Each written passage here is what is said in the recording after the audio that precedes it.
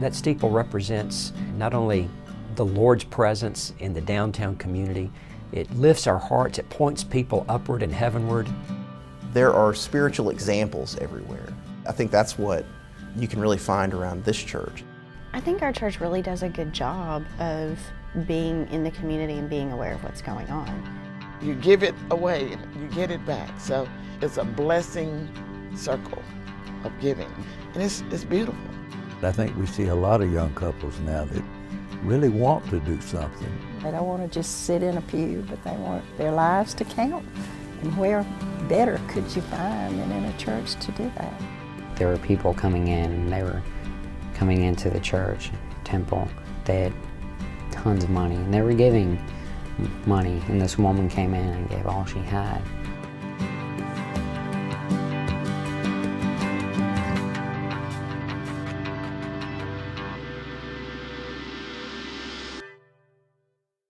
Well, stewardship, of course, has its foundation, I think, in a relationship with Jesus Christ.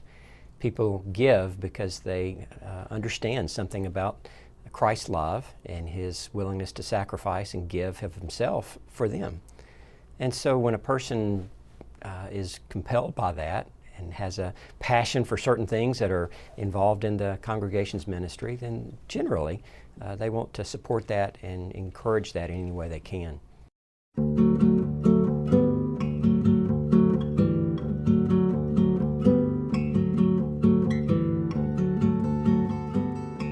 Both Elizabeth and I have been involved in the student ministry as teachers and directors of the Christian education program through Sunday school. I find the spirit of giving here to be very strong, and I define giving to not only mean gifts of resources and money, but also gifts of time. I think one of the biggest challenges we face is passing that along to our children and the younger generation. We have become more and more affluent, and we have more things to spend our money on. And that creates a challenge when you introduce a very countercultural notion of receiving money in order to give it away. At a higher level, when it's part of people's faith to give back to God something that we believe belongs to Him anyway, then I think that gives further encouragement and enthusiasm for giving. When you give away, you find that you're filled personally and spiritually, and so you realize that you don't lose anything. You gain as a result of that. When I think about the giving of First Baptist Church members, I'm impressed not only by their financial gifts, which are strong, but I'm also very impressed by the amount of time, the hours that they will give to service projects and ministry projects and mission trips. We could not do the great work that we're called to do as a church were it not for people willing to be generous with that aspect of life.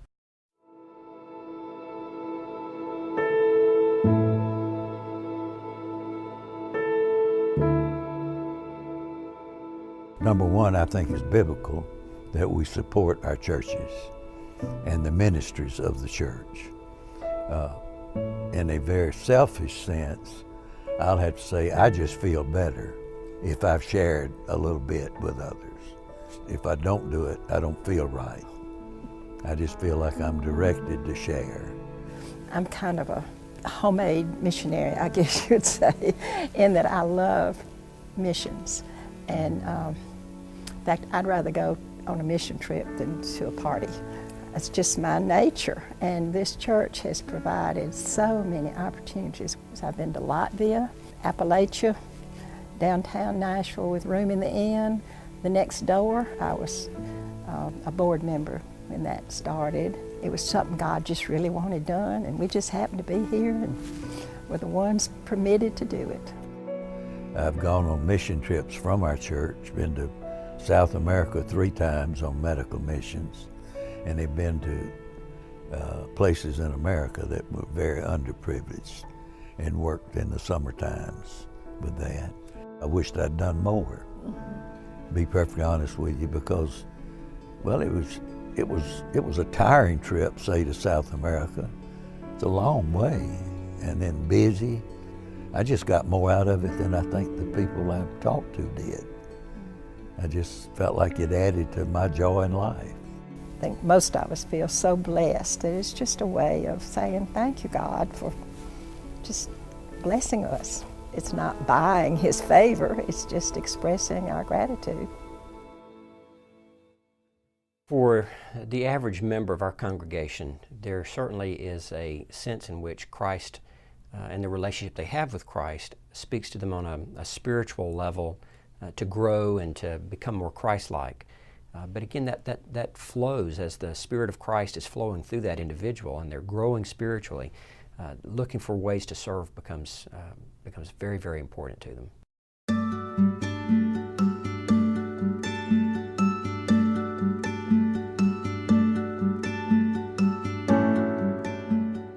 You probably take so much for granted.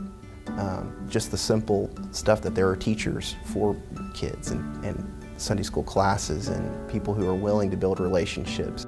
You know, the child care workers for my children when it's an event that is special. It's the Bibles that, you know, my children will get when they're in first grade. It's the, you know, books that they have on the shelf.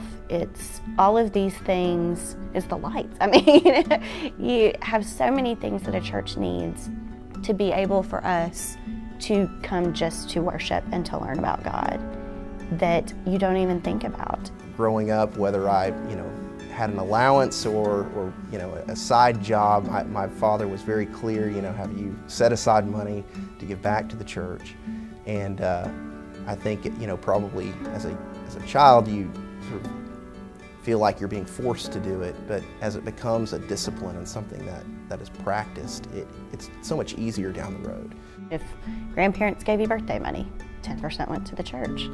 And it's just something we've always done. And the older I get and the more I see our children growing and using the resources of the church, the more I see why we give. Looking back when I was in college and seeing, you had 45 cents in your bank account one month, and you think, well, I didn't give much back at that point in time. We were sort of laughing because we don't remember how stressed we were then, but I'm sure that we were. And God is faithful, and so as we have had opportunity to give in the ways God has blessed us, it's not been hard to give back. The church really shows how important it is to put the focus on being like Christ. I think there's a tons of things that our church does that people don't see that really show that attitude. And I think the more I see it, the more important it becomes to have that attitude ourselves.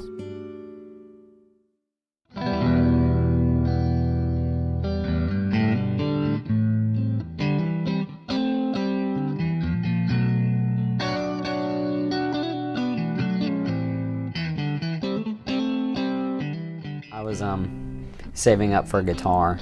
It was a Epiphone Explorer guitar. It was a really cool guitar. I was like, I must have this. Just worked away on a weekly basis, mowing lawns. And a little bit of backstory is we went to camp, Fuge Camp, and we went to New Mexico. It was about the middle of the week. The whole theme of the camp was Kairos, and it's like defining moment. All through the day, I'd felt this thing, and I kind of decided to rededicate my life to Christ. I don't know what it was. I feel like God could use this better than I could. And I kept this money in a little cardboard canister. It was like $142 something.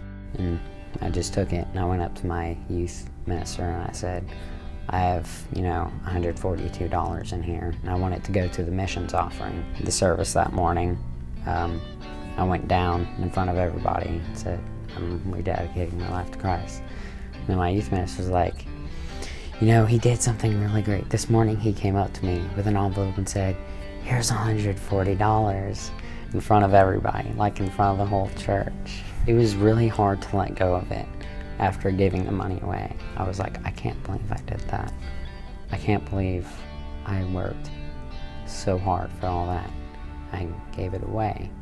But at the same time, that comfort grew, and started reading my Bible more, and I read over something, a verse about giving, and that was satisfying. For kind of the first time in my life, I had done something big that God had told me to do that was hard for me to do.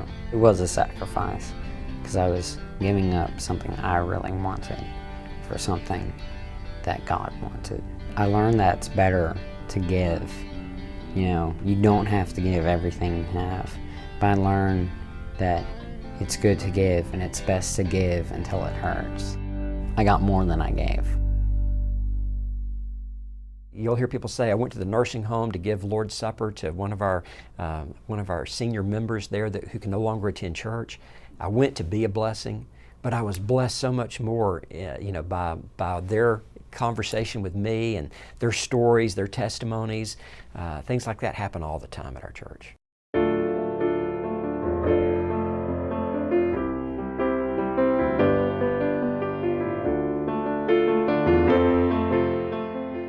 I guess I'm a transplant from the ministry of the Next Door, which is across the street. The Next Door is a ministry for women coming out of crisis and incarceration, and I am a part of that. When I arrived at the Next Door, I was so amazed, overwhelmed, completely overwhelmed by how these people were just giving to me and wanted me to have things and wanted me to have a good life and wanted me to have nice clothes. And I was like, what do they want? So I started mimicking them and just getting with the ones that liked me a lot and just kind of following behind them and why are you doing that? And what are you doing that for? And then I realized that that's how God did it. He came here to give. Jesus Christ came to give his life. Why can't I give my time? Why can't I give my services? You know, it's just, giving is everything. It's everything. God has completely turned my life around, and it all began here at First Baptist, because First Baptist started praying for me before I was released. So I got to the Next Door, and from the Next Door, I got to First Baptist. I became a board member of the Next Door, and now I'm a case manager at Room in the Inn, which we also support. I've gained so many friends here. I mean, they love me regardless of my past. They didn't let my past define me. It's the natural order of things here. It's a part of First Baptist. Everybody gives. We just give. Just give all you got. The most joyous part of that, the more we give, the more we get back. It's the mainstream of life. It really is. If we grasp that and embrace giving, rather than think somebody's taking something from us, is to give and not be jealous of someone else having something. I have to give now. I can't hold on to anything that I have. Everything that I have belongs to whoever needs it. So, and that's what First Baptist has taught me about giving. You know, Jesus told a parable about leaven, this yeast that goes into the bread, and a woman puts it in at night, and while she's sleeping, the loaf rises and it becomes so much more. And that's, he says, you know, that's the way it is in the kingdom. That's what the kingdom of God is like. It grows in ways that you don't always see, and it grows in ways that you really can't explain. How are you going to explain that process of yeast rising, you know? Well, when we serve the Lord with our gifts, our talents, when we invest in kingdom enterprises, in very many ways, it's the same kind of kingdom experience.